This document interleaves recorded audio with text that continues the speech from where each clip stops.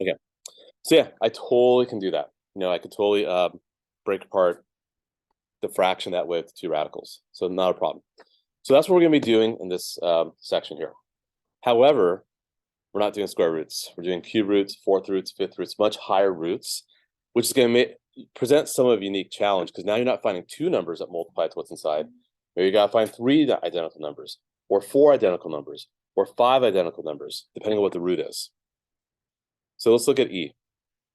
I'll probably multiply these two first. Oh, that's kind of cool. We're trapped. Yeah, they're locking us in. No, it's just automatic. It's when the sun gets really bright. You guys ever seen that before? No. Oh, okay. Yeah. What's that?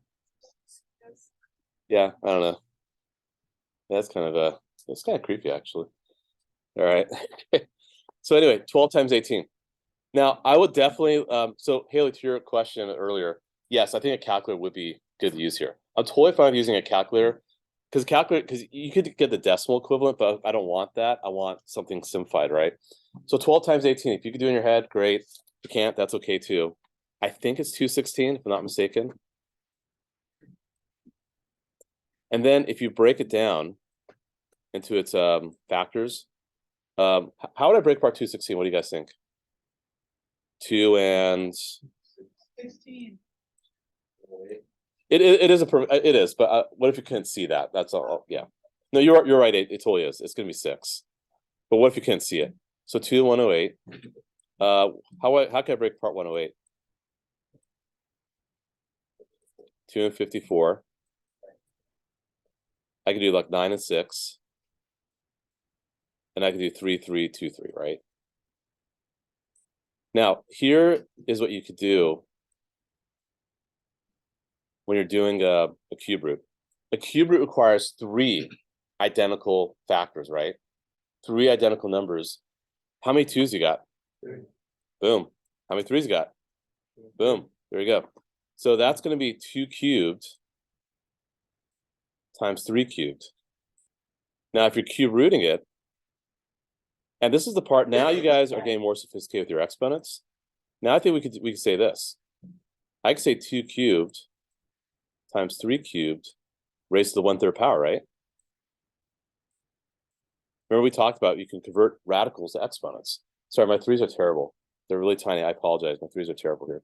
But you can do that. You can convert the cube root to a 1/3 power. If you distribute that exponent on the outside, if you distribute this to these two guys here, what are you going to get? 2 to the 1 power times 3 to the 1 power, which of course is 6. Now, if you could just see like right from the get-go, hey, cube root 216 6, more power to you. Totally fine. But if you can't, this is okay. You can break them down like this. Find identical, 3 identical, not 2 anymore. This cube, 3, and then break it down like that. So that could work.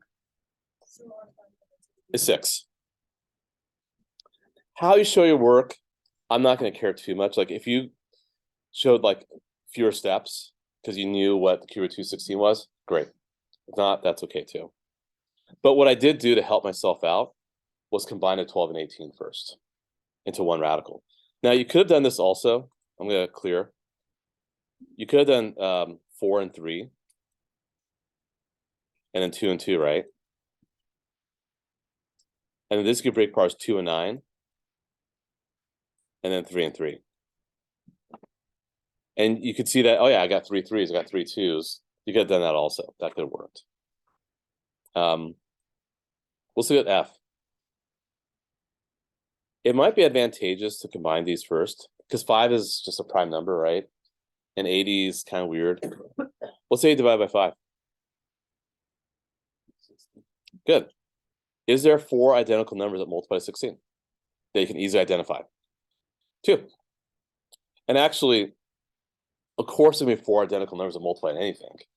But is there an integer, an easy, clean number, when you multiply 4 times, gets you to 16? Absolutely, 2. That's it. One thing I'm going to caution you about, some students will do this. And trust me, I've done this nearly 20 years. I've been here. It's my 18th year at Sacred Heart. I've seen. Don't do this, by the way.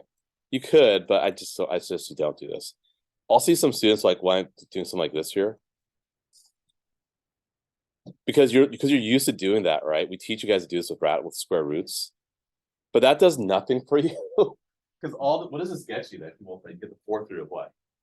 25, right? Can you think of 4 identical numbers that multiply 25 off top of your head? It's gonna be a weird decimal, right? That's why I wouldn't suggest it, because that doesn't get you anywhere, right?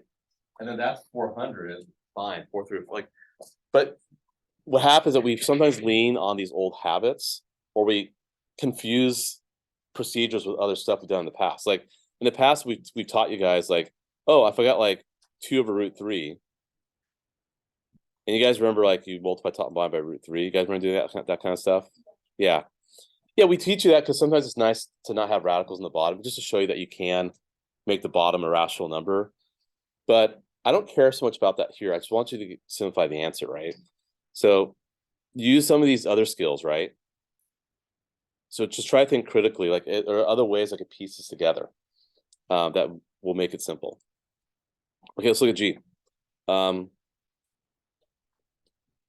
What can multiply to 135? What do you guys think? Great, 527. Now, because we're seeing cube roots often now, hopefully you guys can recognize a perfect cube. Is 27 a perfect cube? And what is it? Done. 3 times the cube roots of 5. That's that. Very easy. So, okay. Let's keep on moving. Questions so far? We're good? All right.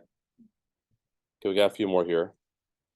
All right, now we're gonna deal with letters. It's the same thing, same exact thing. Don't freak out. I'm gonna break apart like this. Okay, so you totally can do that, right? So I'm going the other direction now. You know, the previous part, remember I had 2 radicals, I brought them together. We're gonna go part 2. You want to be fluid, be interchangeable, right? You know, be very flexible here. What do you guys think this will be? And perfect, excellent, 4y squared. Good teamwork there. So why is it okay? So for the 4 part, because 4 times 4 times 4 gets you 64. That's more mental math. Why the y squared? If you multiply y squared 3 times, how many y's would that get you? 6. Using properties of exponents, right? So that's one way to think of it. Like to try to think of it in an abstract way, I suppose. Like y squared, y squared, y squared is y6. You could do this too, though. You could also do this. What's a cube root written as a fraction exponent? 1/3, right? We talked about that, like you can from the previous day. And what happens when you multiply 6 and 1/3? What's 6 times 1/3? Boom, there you go. Exactly. That's what happens. So I'm going to do the same thing for the next one. You have the 1/3 on the outside. I know it's a cube root. If you want to, you can go back to the cube root. Don't do that because actually I think it's nicer to have the fraction exponent on the outside. So you distribute it, right? Excuse me. 27 raised to the 1/3 times p to what power now? Great. Q to what power now? Perfect. And 27 to 1/3 is a cube root. So 3pq4. Now, I will admit, these are not the most terribly exciting projects. It's actually one of my least favorite things to teach. But it's a skill that you will need when you do move on to calculus. You know, I've taught calculus, and you have to apply calculus principles to these kind of expressions. You have to be very comfortable sometimes. You don't want this to be an issue because then calculus would be impossible to do. So it's just one of the things we have to get you ready for 2 years from now, right? So this is all why we're doing this, just so you know. Okay, let's look at the next one. I could actually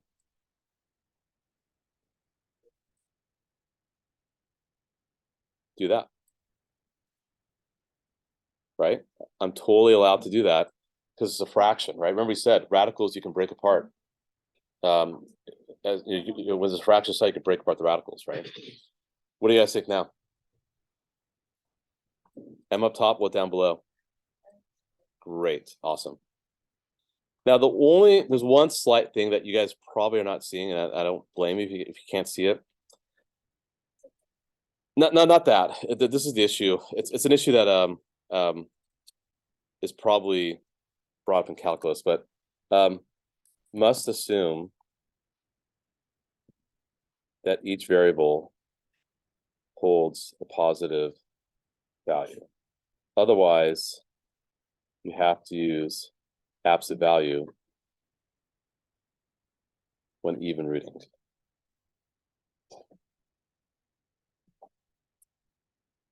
So here's the deal. M could have been negative, right? What if M were -2? And N I'll just say is like 1. We'll just make it simple. But what if I have that? What's -2 raised to the 4th power? 16, right? And of course, that's 1. And then what's the 4th root of 16? Of course, it's 2, right? And remember we said it's 2, that plus or minus 2, because it's an expression, not an equation. But here's the problem. That's positive. That's negative, right? So that's why when you do these problems, the instructions have to say, must assume that each variable holds a positive value. Otherwise, you have to use an absolute value with even rooting. I'm not going to force you guys to put absolute values because I think you guys are just getting used to this kind of stuff. But when we do move on to pre-cal and calculus, that is the expectation, that you can't just assume that that's going to be that, because that could have been a negative number when you're even rooting. It's well, go ahead. Yeah, I'll put those in instructions. Like the textbooks write that as kind of like the disclaimer that assume. It's kind of like the legal language, I suppose. You don't do anything with that disclaimer. It's just we have to assume that we're doing this properly by putting that. So that's just the only thing. It's just anyway. Elizabeth, good. You just put the absolute value around the M. Yeah, you could put it around the N squared. Wouldn't be a bad thing. It's just not net, because N squared is very positive anyway, right? Because you're squaring it. But yeah, if you were to if you didn't, yeah, sorry, my mouse is acting up here. You'd write like that exactly. I mean, if you want to be on the safe side, you can always just put an absolute value on the whole thing, but it's not necessary if it's odd rooting, because odd rooting wouldn't matter. But that's just something to keep in mind. And again, I'm not going to really emphasize that. Oh boy. Okay. I'm letting a huge sigh here, because these are going to get a little wicked. Okay, this is where mistakes could easily happen. Now you're told to rationalize the denominator, which means I don't want a radical in the bottom. So what this means, no radical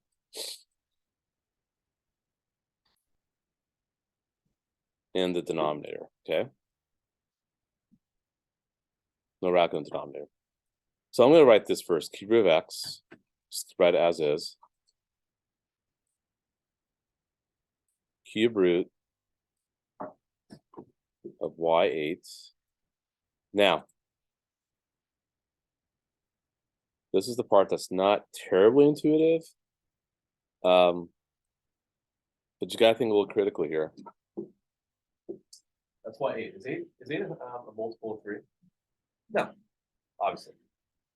How many more y's would I need so that this could be a multiple of 3? One more y, because you get y9, right?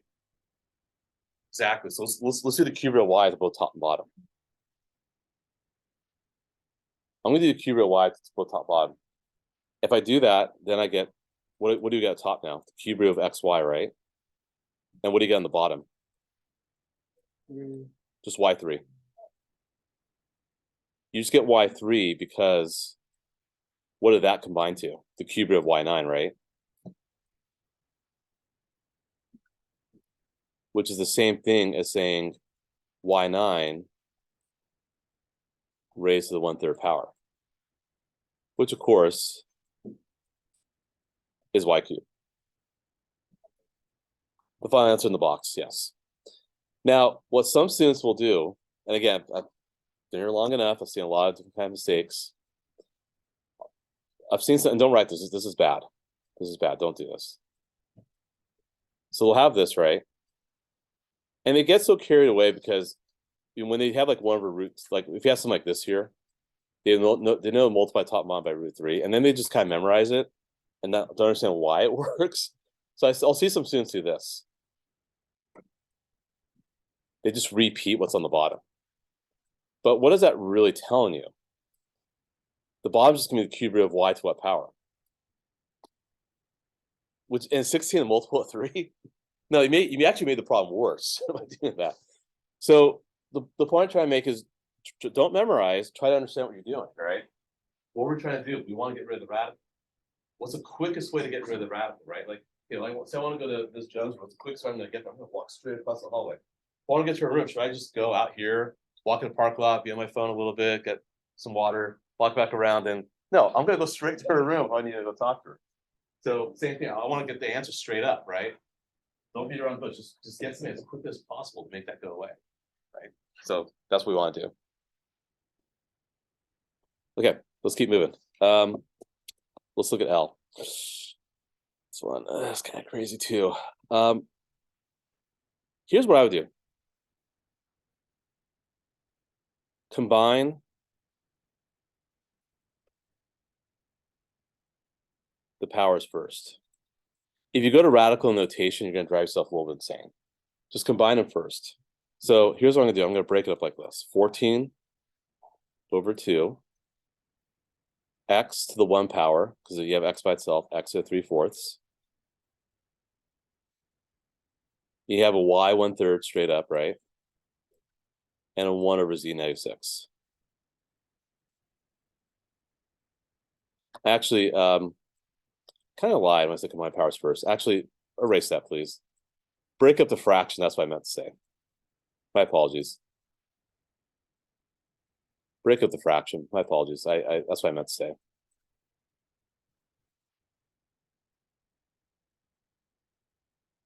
But I'm deliberately breaking it up to group things that are similar, right? 14 over 2, similar. X1, x3/4, similar. Y 1/3, it's on its own island. 1 over z negative 6, also on its own island, right? Now it should be pretty easy. What's 14 over 2? Done.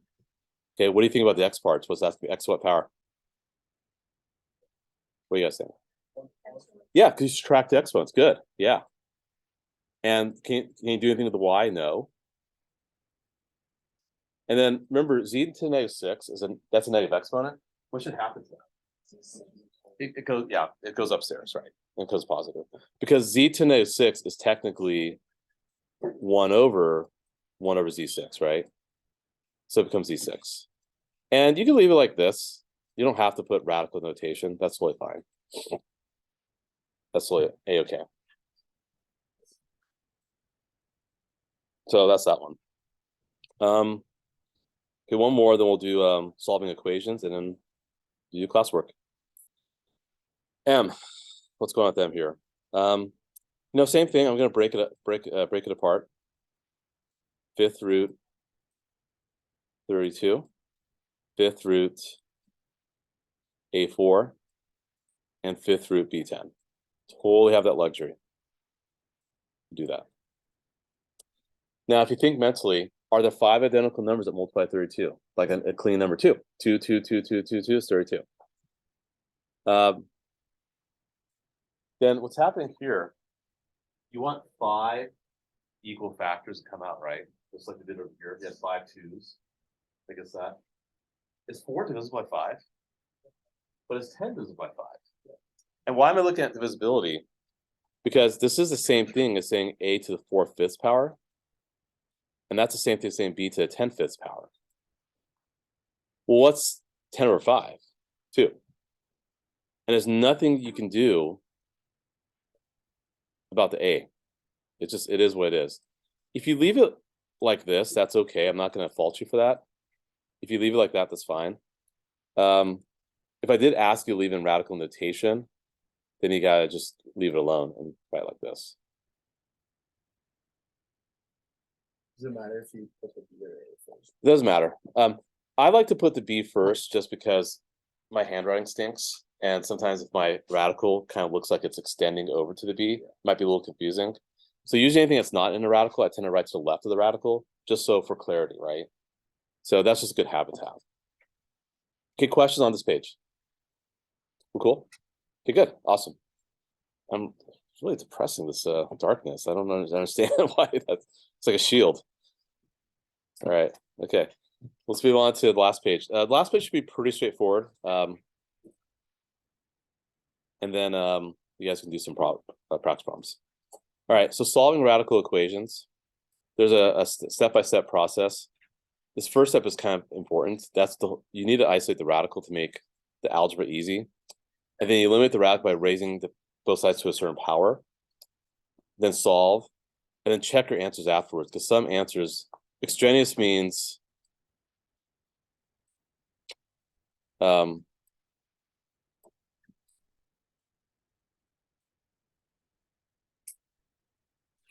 algebraically it works.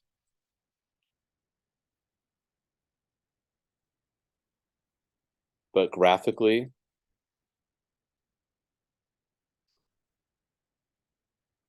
it does not. Have you guys heard that term before? Or is this the first time hearing that term?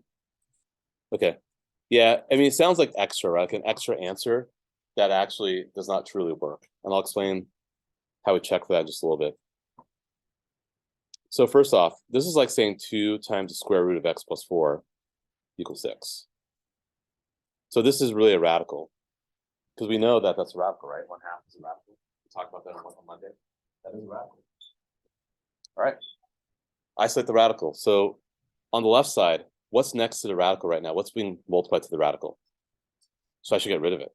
How do I get rid of it? Divide by 2. Yeah, good. Good. So step 1's done, right? I made it a radical instead. That's what we did on Monday, right? Where we converted fraction exponents to radicals. So that's why you want to be very fluid, going back and forth between fraction exponents and radicals, right? Okay, so I converted that. Jim, good. So here's okay, great question. I'm glad you brought that up. If I had something like this here, let's say like 4 times 9 raised to 1/2 power. Sure, go ahead. That would be 2 times 3, which is 6, right? What if I had a 4 plus 9 raised to 1/2 power? I mean, that's nothing I can really do about that. That's just 13 raised to 1/2 power, which is 2 to 13. And that's what's happening here. We have an addition between x and 4, right? I can't distribute it because that's disobeying the order of operations, right?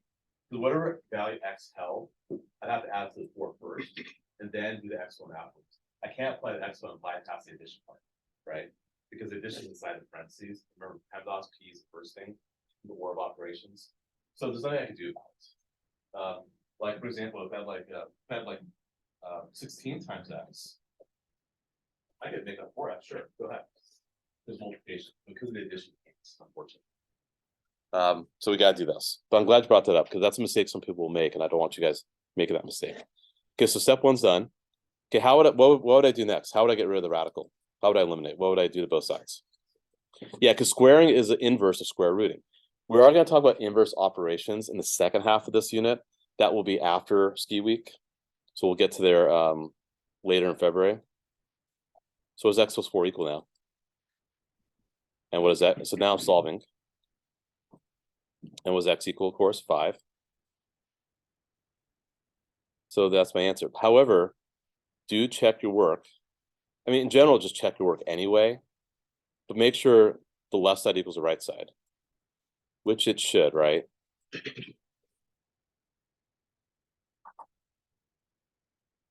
think we're A-okay, right?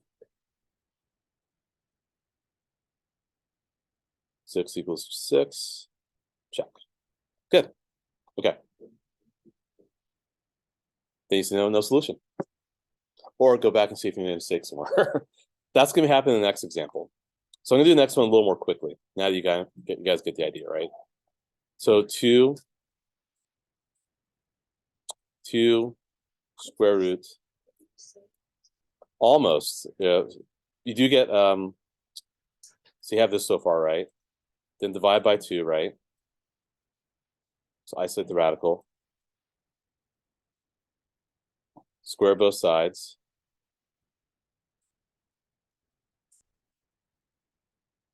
And yes, you do get 5. You're 100% correct. No, it's just 5 because we didn't solve by square rooting. We solved by squaring. Okay. However,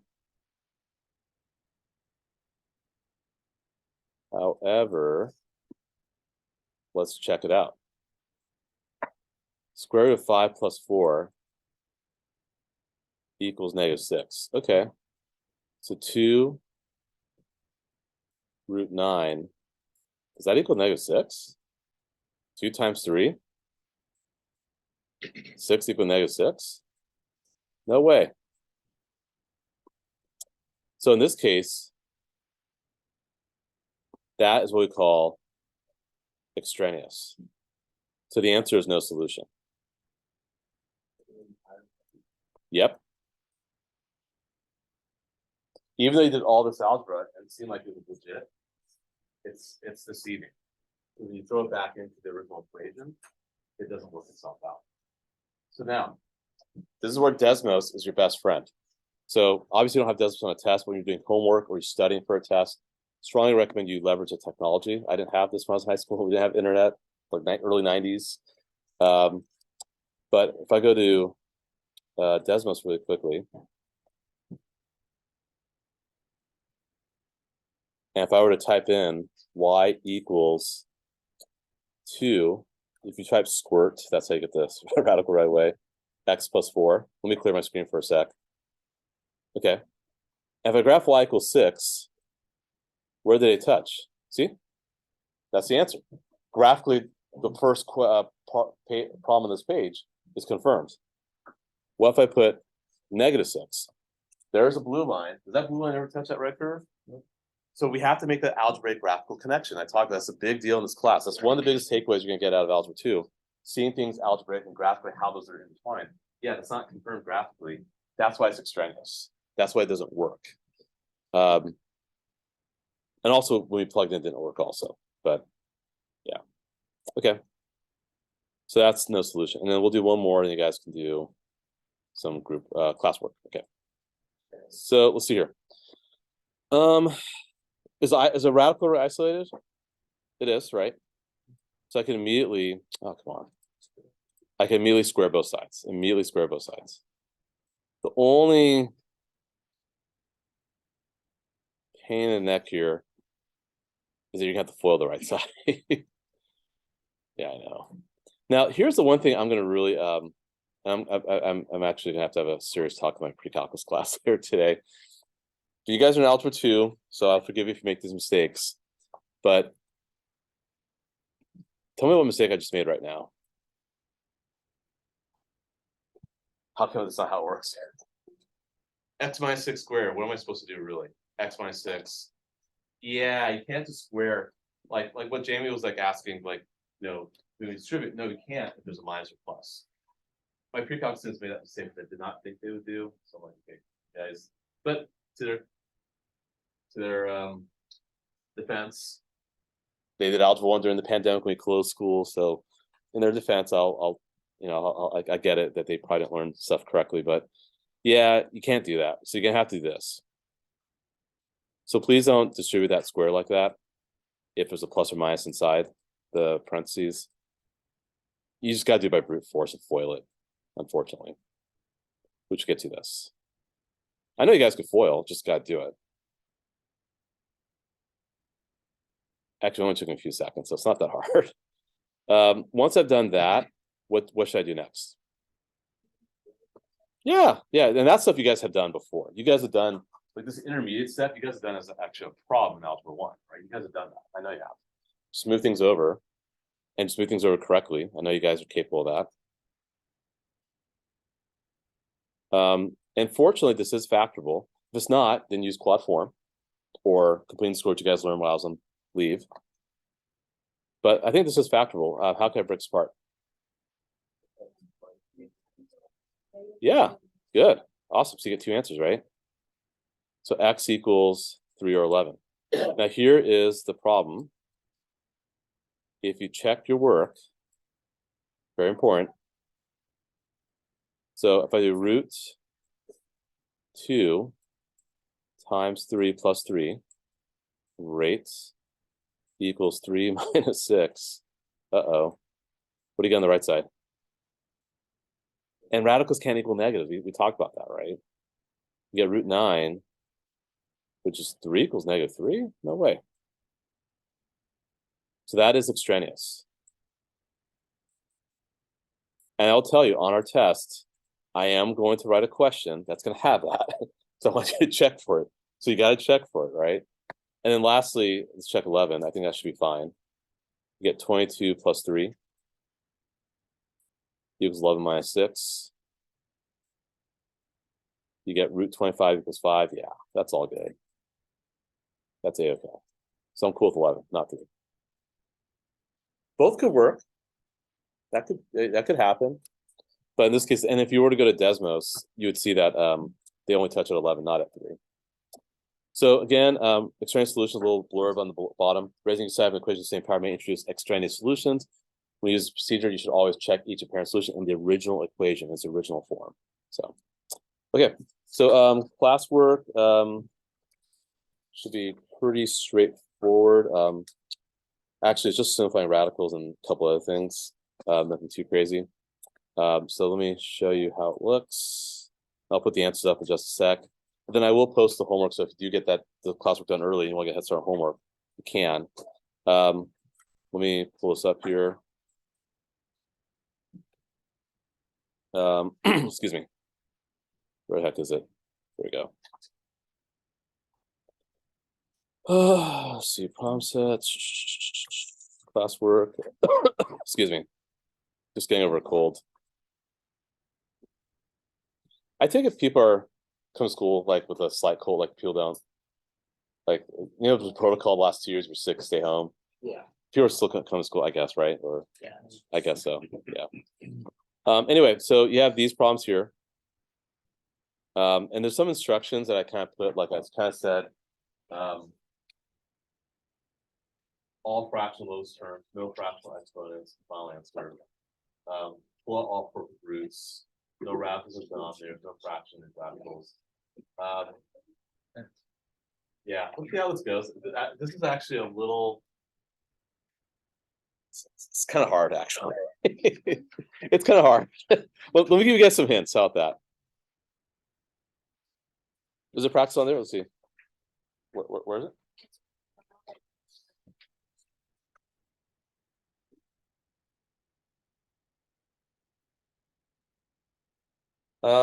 That's a different kind of practice, but I think that is good.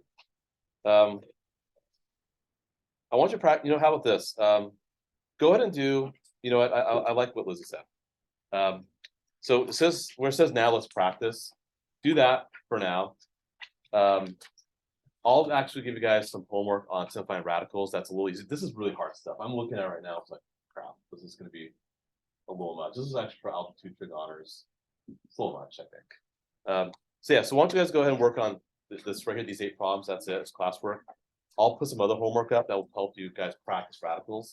I'll put these answers in just a minute. So yeah, let's do that instead. I like Liz's idea.